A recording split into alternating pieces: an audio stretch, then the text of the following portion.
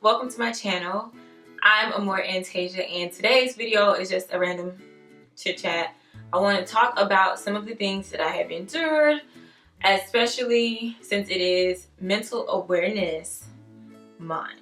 Now, I'm going to be doing a Bible devotional plan, which is awesome and off the chain. And on top of that, this is actually what helped me to completely overcome anxiety.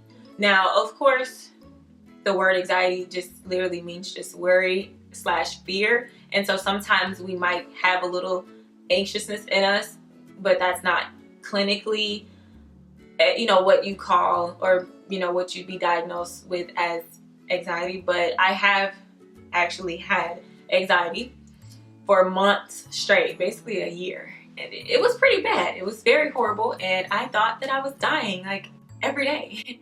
But of course, a lot of people don't know that. So that's why I'm here sharing this important topic, because I think that it should be discussed, especially in the minority community, Black and Latino, because a lot of us kind of shun counseling and therapy, meditation. And what I mean by meditation, I mean like Christian meditating, like on scriptures and prayer, of course. So if you want to join me with the devotional that actually helped me, you can. There's going to be a link in my descriptions box, and I'm going to update it with scriptures as well, just for guidance. But I'm going to send a link to you guys. If you click that link, you're going to, there's going to be a request where you can basically join the group that I'm making for everyone who wants to do the anxiety one. Well, the plan. Now, as far as depression goes, I don't know. I think I should make that a separate video because that's a different topic. But sometimes they actually work together. Sometimes, so there's a lot of different plans on the app. It's called the YouVersion app. So you can try that out if you want to on your own, or you can wait till my next video and we'll do that together. But for now, I want to talk mostly about anxiety. So a quick, brief discussion about, or summary of my anxiety. It was not too long ago, a few years ago, and basically when you have like the severe anxiety to the point where your heart is pacing and it's feeling like you're having a stroke or like an anxiety attack or a panic attack like that, then that's something is triggering that. That's no doubt. Like, that doesn't just come from nowhere, of course it could happen at any moment, of course, when we're just overwhelmed with these feelings, or either fear or just worry in general. Those two contribute to anxiety. But for my personal experience, I was extremely overwhelmed in general. I had just moved to New York, and my nerves, my nerves were really bad, but for some reason I was like floating through everything that was coming my way, all types of obstacles. But the main trigger where I first got had my first panic attack was when my aunt passed. And it's so crazy because it wasn't when she passed, it was like a month after she had passed. And I guess I had actually dealt with her passing for so long. I had just broken up in a relationship, and everything was just going spirally down.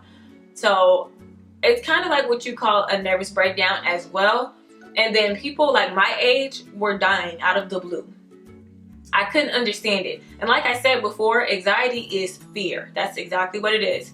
It's not necessarily saying like you're afraid of somebody or something like that, but it's more so fear as far as like worrying, like you're fearing like the unknown, stuff like that. So I didn't know if I was next. Like, I just was completely like, I don't know, I was like flustered when she passed. And then there's one of my favorite characters from Martin, Tommy Strong. He died, and the girls my age, they passed. And so fear just came out of nowhere. That on top of all of the other troubles that I had been going through. So anyway, I started having a panic attack, and I didn't know what was going on. I thought I was dying, so I tried to call my mom and tell her, because I felt like at least I would want her to be the last person to talk to me, if something had happened. But I ended up going to the emergency room because I really thought I was dying. Like, that's how bad it was. Like, I had shortness of breath. That's how you know you're having a panic attack. For one, you have shortness of breath, and your chest, like, it just pounds. Like, if you've ever had, like, well, it's not like having a heart attack, but it feels like it. Like, all this whole area is like heavy. And like, mentally, my thoughts really weren't scattered. I didn't have that going on, but obviously there was a trigger. So, I just explained to you what that trigger was. But I got to the place, or the ER room, and of course they did an EKG and nothing was wrong. Literally nothing was wrong with me. And I felt so embarrassed because I'm like, so why am I here? Like, what is going on? Like, and by the time I got to the emergency room, I kind of knew what was going on. I was like, okay, this must be in my head. Like, this is all in my head. And that's really where anxiety is. It's just in your head. It really is. And I even stopped, I think on the way to the emergency room, I stopped at Walgreens, the clinic, and I had one of the pharmacists to do my blood pressure because I was like, am I having a stroke? And so I didn't want to go through like the whole hospital thing, so that's why I stopped there. But anyway, that was perfect. My blood pressure was perfect, so I just knew it was in my head. So anyway, I just left the emergency room because I knew that there was nothing that they could do. I never took medicine for it. I never wanted to take medication for it because those medications are horrible for you. Honestly, they make it worse. And what a lot of people don't know, even people who take bars on the streets, is what they call those drugs, as far as the psychotropic drugs and the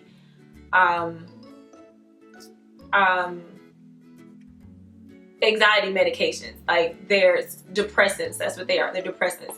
I had to think about it. I had to use my pharmacy tech terms. But those yellow bars, well, that's called Xanax. That's what most people take anyway for anxiety. So what people don't know is that Xanax has a severe side effect of depression.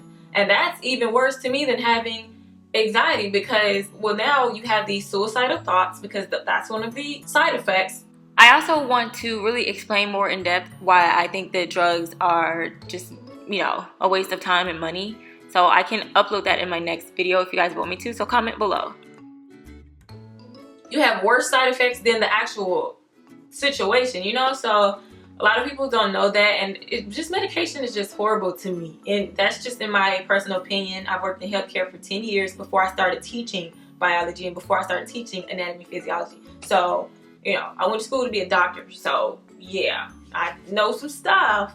But like I said, in my personal experience, I just knew that medication was just not the first step, and it's just not what I wanted, and it wasn't what I needed. So I just wanted to get to the core so I could fix it because I wanted to feel normal again. And it's sad that I even had to say that. Like, I felt so abnormal. I felt like a crazy person because here I am. I can't even sit at church. Like, even all while I was at church, like, my heart would just like, ooh, girl, it was just like dying. And so the only time it would be calm is when I could go to sleep. And I was sleeping on my couch for like a year straight, and because I couldn't sleep in my bedroom. It first happened in my bedroom, by the way, and I had just filmed like several videos for YouTube that time, and I was overworked, overwhelmed, and also I wasn't eating as much as I should have been, which can cause anxiety as well, like not eating enough and being malnourished, and also being dehydrated. That can definitely cause, sudden anxiety as well. So make sure you check that out as well. But what was I saying about the? I left the emergency room because I just didn't want to. It was a waste of time and money. So I ended up going home. And what I was about to say about the only time that it would stop is when I would sleep. And also when I would go to Bible study at a specific church, because he actually was talking about the very things that were my triggers. And he broke it down to like a science to where a fool could understand. He talked about, death, and he talked about, his life. And it's just like everything he was saying was hitting home for me. I wasn't getting that at my home church in Memphis, so I really needed that. Was I writing my book? I think I had already written my book, and I did talk about anxiety and depression in my book.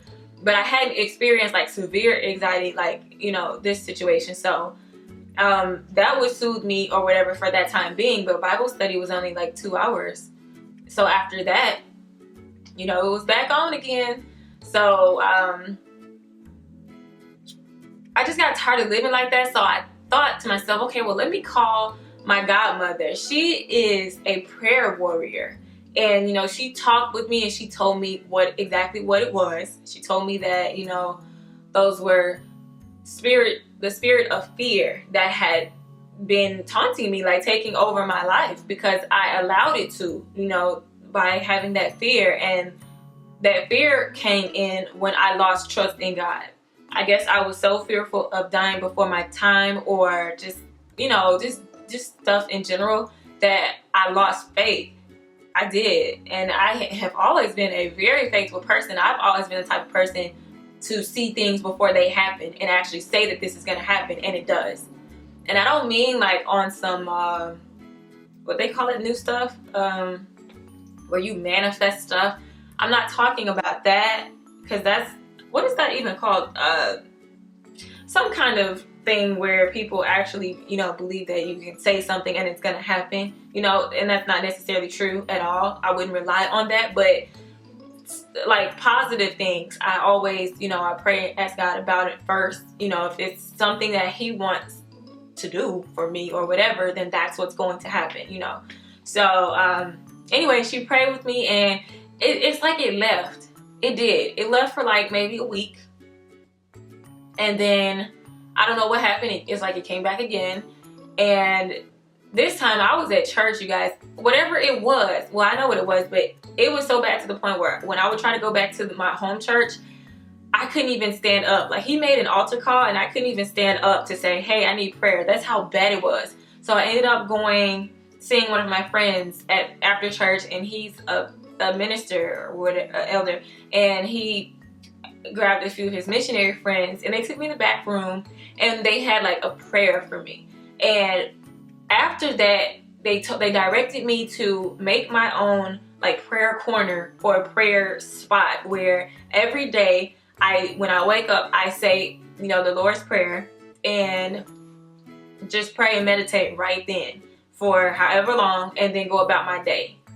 And then just do that consistently. So I started to do that, and then it worked. Honestly, it was working. But then, of course, you know how humans are. We just, we don't do right sometimes. But sometimes it would just come back because of other fears or other situations. So I found YouVersion again. I found the app again because I had deleted it. And so I found anxiety. I searched anxiety, and it has several different devotional plans. And so the first page of it was from a pastor that had written it, and he basically talked about his life, and it was like, it hit home so good for me. Like, it did. So after that devotional, I think it was for 7 days. I did it for 7 days, and I was done. Like, I had made up in my mind that first of all, why are you out there? Like, this motorcycle, I'm sorry. So anyway, I did it for 7 days, and after that, it's like I had my faith restored. It was just restored, and I had my strength back. Now, some people have, like, high school kids, they have like social anxiety where they're afraid of being at school, meeting new people, stuff like that. That's small. Like, I really don't want you to make that out to be like a larger than life situation, because there is nothing to fear about that. If anything, look at it from a different perspective. Like, oh, okay, these are new kids that I'm in school for only 4 years, and I'm never going to see these people again. Or if so, whatever. But I mean, that's just life in general. You may, when you work, you're going to have new coworkers and stuff like that. So don't be pessimistic. Always be optimistic and think positive. Like, oh, I could meet my best friend at this high school, or at this school I can meet my future husband, or what have you. So a lot of that comes from pessimistic thoughts, from the enemy, because that's his job, to kill, steal, and destroy, like, you in general, and especially your mind. I feel like if the devil can destroy your body physically, then he will start with your mind. And that's what was going on with me. I wasn't doing my prayer as I should have. I wasn't doing my devotionals at all. I would read scriptures, but not relevant scriptures, if that makes sense. Like, I was just literally trying to read front to back. But when I started to, like I said, consistently go to Bible study and everything, it just worked. I was healed, I guess you could say, delivered, all of that. So now I can talk about it without actually crying and without anxiety overcoming, overcoming me. Is that how you say it? Oh my gosh, overtaking me. Girl, I have brain farts. It's like 12 in the morning, so forgive me. But yes, depression is different. I could talk about that too, because that, even as a Christian, like, these things happen to Christians too. That doesn't mean that you're a bad Christian. It just means that you've been caught slipping, Not to be funny, but that's just what it is. And you need to find that little crack in your life where you've let the enemy steal your peace of mind and fear. And he's put fear in you somewhere. So, like I said, my trigger might be different from you guys's. I mean, honestly, anxiety has a lot of triggers. Death is just one of the main triggers. But now, I'm young. So now I know what it's like to lose close relatives. I had never lost somebody close to me. So that was the first time for me. So now I'm kind of prepared. I've lost, oh my God, I've been to several funerals this year. And this year has been very hard on me. So I guess those things were happening to me, and I've experienced those things to make me stronger and to be able to sit here and talk to you guys about it. So I hope that I'm not forever talking about this. I don't know how many minutes this is, but I just want to share it because I just really felt embarrassed throughout that whole time. Nobody knew I was going through that, especially not for that long. I felt like a crack addict, like a person who's just helpless. That's the word to describe it, helpless and pathetic. I was like, wow, I cannot calm the heck down. What the heck is wrong with me? I was just so pressed, for real. I was so pressed. Y'all ended up calling. I was so pressed. I ended up calling one of my exes, and I can't. He irks my nerves. But I called him because something about him was really soothing for me, and girl, I don't know. Sometimes he's amazing, sometimes he's not. Most of the time he's not, but for that season of my life, and he's just he's older than me for one, and so he's been through the things that I was going through anyway at the time. So I guess you could say he's more experienced. So talking to him really helped me out during that time. I couldn't rely on him because he would just up and leave or do something dumb. So I was like, no, I need Jesus. I'm not gonna rely on you because you're ignorant, you're dusty, so move around. So anyway, but I said that to say that you should talk to someone about it. Definitely reach out to somebody you can trust. It's just so hard sometimes too. I know it's hard to talk about it because people go oh, you're crazy, or you should take medicine for it. No, don't rely on that, because at the end of the day, you're still going to have that issue. Medicine only helps you cope with something. Why cope with something when you can actually be delivered from something totally, when you can actually overcome it totally? And you can Google anxiety. You can Google these things. If you know the definition of a situation or whatever, whatever it is, then you know the triggers. If you can get to your triggers and get to the root of it, then you can fix it. You can completely overcome it. You don't have to, be thrown out in front of the church with sheets on. You don't have to go through all of that. You really don't. Like I said, it's a mental thing. It is all in your mind.